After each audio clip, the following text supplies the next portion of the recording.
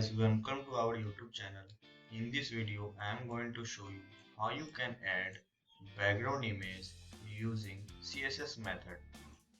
So let's now go. Here I am using a sample image, that name is back image. I will show you this image. It's look like this. This is small in width and height approximately 64, 614 width and height it will be so 968. Now what we have to do, I have using form element inside my HTML. Here is my form element using bootstrap, and I have adding the div element above the form element. In my div element I am using the class which name is background section, and it will indent below the form element. Now what we have to do, we have add our background image using background section class. Let's now go front end.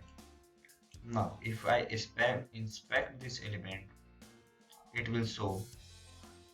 If I go background section, and for background image you can use CSS method property background or background image. If I use background image property, we have to include the URL path. Inside URL path we have to add the image name or the path of the image. In my case I am just adding the image path in my folder. So we have to copy this image name. It will show JPG format. So I am adding the image path and the format of image. It will show JPG. I copy this CSS and adding in my internal style sheets. Inside style tag, if I save this and after refresh, it will show look like this. If you watch it carefully, the image is conflict and so repeat itself. Because my image width and height is too small according to my window, it conflict and repeat itself. To overcome this, and we have several methods provided in CSS.